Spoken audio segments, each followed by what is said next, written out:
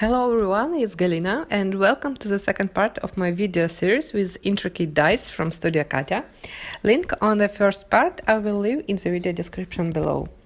Today I will talk more about basic die cutting tips and where you can find inspiration for your cards. As for me, I always struggle with choosing color combinations for my cards or any projects. I'm not a professional artist and all I know is don't mix red color with green, only if you plan to receive a brown mess on the card. That's why I usually open my Pinterest boards to find perfect color solutions. I was searching through hexagon patterns and I found those beautiful real tiled floor patterns. And today I want to recreate some of them on my cards. For all my cards, I'll be using MICRO HEXAGON COVER die from Studio Katia. Because it's an intricate die, I recommend to do not use a thin cardstock with this die. And place it in the die cutting machine on a slight angle. Also, you can add a metal shim or piece of paper for the better pressure in the die cutting machine. I found that my die cutting sandwich with X-ray photo sheet works better. It's quite thin and reusable. Next, I didn't put out a die cut from the die and I opened the first pattern on my phone. And I'm going to use it as a guide to pop up some little hexagons from the pattern.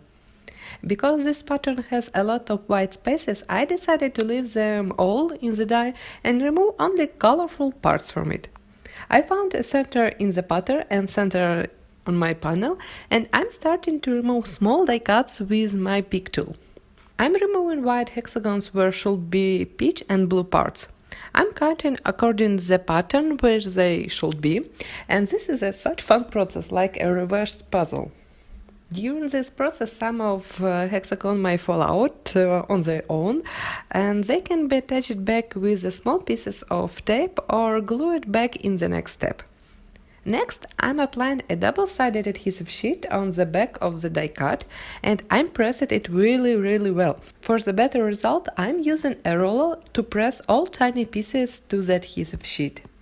After removing a metal die, I got a nice patterned panel and I cut out excess paper with scissors and it's ready for the next step.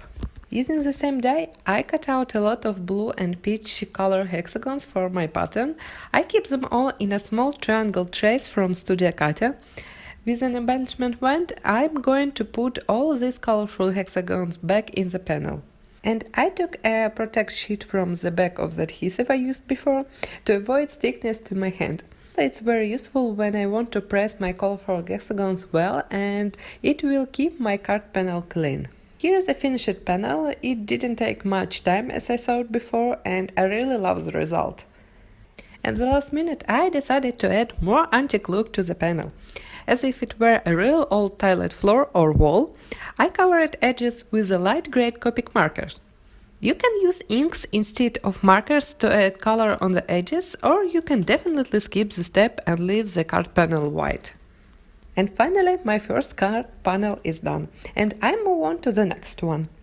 For my second card, I want to create an embossing panel. I remove a basic platform in the die cutting machine, and I open it a first step. For the embossing with dies, you will need an additional silicone mat. My first mat I get in a local mall, and it's actually a baking mat. I cut it in the size of my plastic cutting pads. And these two are from craft store and they have a different thickness.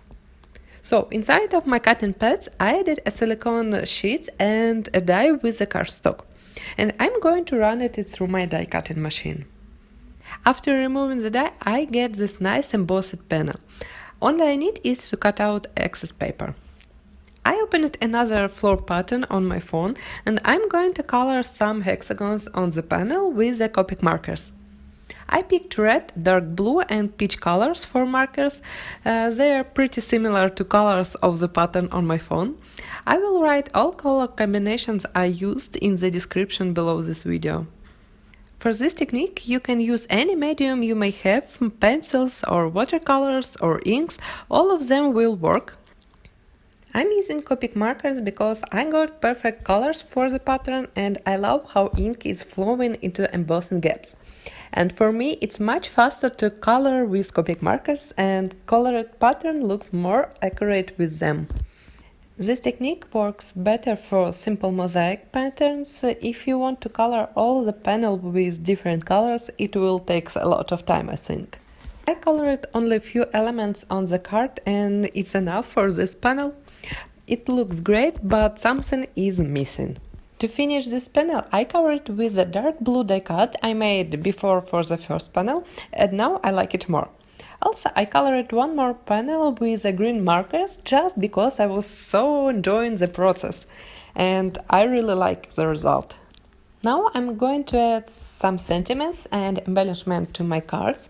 For all of them, I'm going to use a die from the dotted pattern set number 4.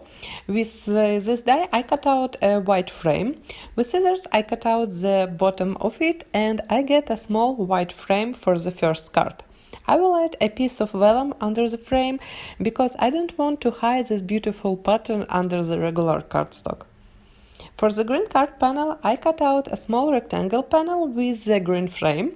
For the blue card panel, I cut out a pink rectangle. Also, I used one more die from the dotted pattern set number 4 to create a beautiful label on the blue card panel. For the sentiments, I used lovely word die set and I cut out green and blue words with it. I didn't separate my dies from the set. I prefer to cut all words at once, and I will leave extra die cuts for my future projects. To embellish my cards, I'm going to use some crystals and sequins from Studio Katia. I tried to pick crystals in colors I used in each pattern. Studio Katia shop you can find embellishments in so many color combinations, so it was quite easy to pick the right crystals. Anyway, you can always use classic transparent crystals and sequins, and they will match any color combo on the card.